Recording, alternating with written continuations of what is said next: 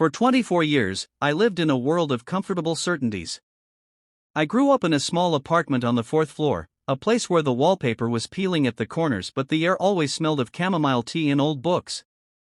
My life was defined by a specific rhythm of sounds, the rhythmic hum of the refrigerator, the rhythmic creak of the third floorboard from the door, and the soft, steady thud of my mother's footsteps.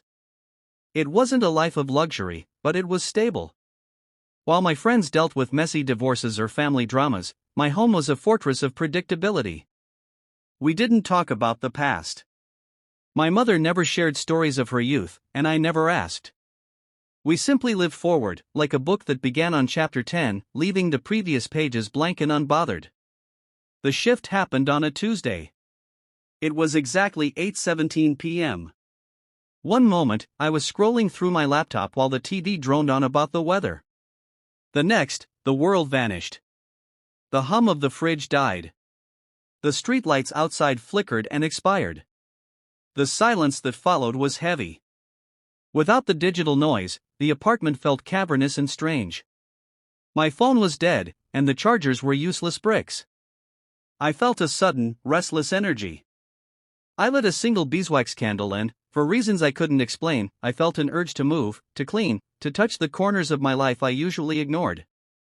I started with the space under my bed, a graveyard for stray socks and dust motes. My hand hit something hard and cold. I pulled it out, a small wooden box, the lid coated in a decade's worth of gray dust. I didn't recognize it. It wasn't mine, and it didn't look like anything my mother would keep in the open. With the candle flickering beside me, I pried the lid open. Inside were fragments of a life I didn't know. There were letters tied with a ribbon that had lost its color, and a stack of Polaroid photos. I picked up the top one. It was my mother, looking impossibly young, her hair wilder and her smile wider than I had ever seen. Beside her stood a man with dark, curly hair and eyes that looked exactly like the ones I saw in the mirror every morning. In the next photo, she was holding a baby me. I turned the photo over. In elegant, slanted handwriting, there was a single name. Daniel. The name felt like a foreign word in my mouth. I had lived 2 decades without ever hearing it, yet looking at his face, I knew he was the missing half of my own. Sleep was impossible. The name Daniel echoed in the dark like a heartbeat. The next morning, the power was back on, but the world didn't look the same. I walked into the kitchen where my mother was preparing her morning tea. The sunlight hit the steam rising from her mug, making her look fragile. I didn't lead up to it. I simply placed the photograph on the laminate table. Her hand froze mid-air, the teaspoon clinking against the porcelain. She didn't look at me, she looked at the man in the photo. The silence stretched until it felt like it might snap. Finally, she pulled out a chair and sat down with a heavy sigh that sounded like it had been held in for 20 years. There are parts of our lives, she began, her voice barely a whisper, that we hide not because they're shameful, but because they're painful. She told me about Daniel. He wasn't a villain. He wasn't a ghost. He was a man who had loved her with a ferocity that frightened them both. But when I was born, the weight of the world became too heavy for him. He panicked, she said, looking at her hands. It wasn't that he didn't love you. He was terrified that he would fail you. He believed, in his heart, that you would be better off with a memory of a father than a father who didn't know how to stay. He hadn't run away to start a new life. He had simply stepped back, believing his absence was a gift of safety. My mother reached back into the wooden box and pulled out the bundle tied with the faded ribbon. With trembling fingers, she handed them to me. There were dozens of them. Some were addressed to her, postmarked from towns only a few hours away. Others were written by her, addressed to him, but never stamped. They were a conversation held in a vacuum, a bridge built from both sides that never quite met in the middle. I read them by the window. In his letters, Daniel didn't make excuses. He wrote about the color of the sky, wondering if I was looking at the same one. He wrote about his fear that his own brokenness would rub off on me. I thought silence would protect you, my mother whispered, watching me read. But silence has a way of growing heavier with time, until it's a weight you can no longer carry. For the next 3 days, I moved through my life like a ghost. I went to work, I ate, I slept, but my mind was perpetually in that wooden box. I realized then that I wasn't angry. Anger requires a sense of betrayal, but all I felt was a profound, aching curiosity.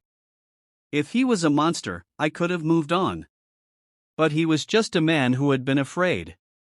And curiosity is a far more persistent itch than anger.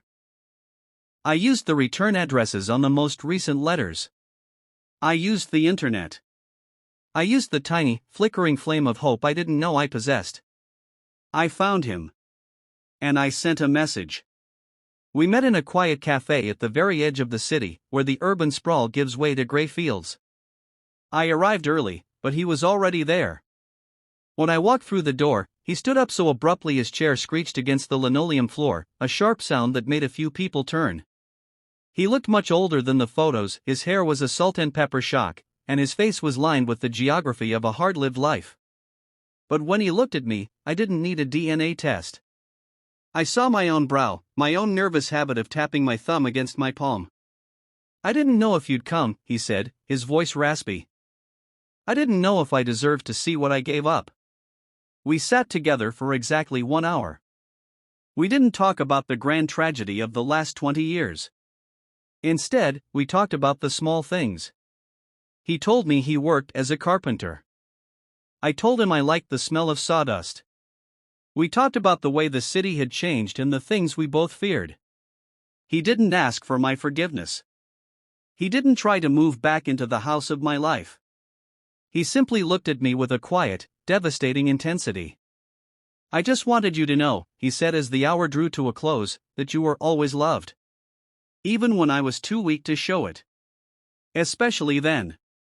That hour didn't fix the past. It didn't give me back the birthdays or the graduations. But it gave the past a voice. It turned a shadow into a human being. That night, I walked back to my small apartment. The power was on, the refrigerator was humming, and the floorboards creaked under my feet. Everything looked the same, but the air felt lighter. I understood something then that many people spend a lifetime trying to grasp. Parents are not heroes or villains. They aren't the statues we build of them in our heads. They are just humans, messy, frightened, and often ill-equipped, making choices in moments of intense fear. Some parents stay and fight their demons. Some leave because they think the demons will stay with them and leave the child in peace. Neither is perfect. But love doesn't always disappear with distance. Sometimes, it just waits in a wooden box under a bed, waiting for the lights to go out so it can finally be found.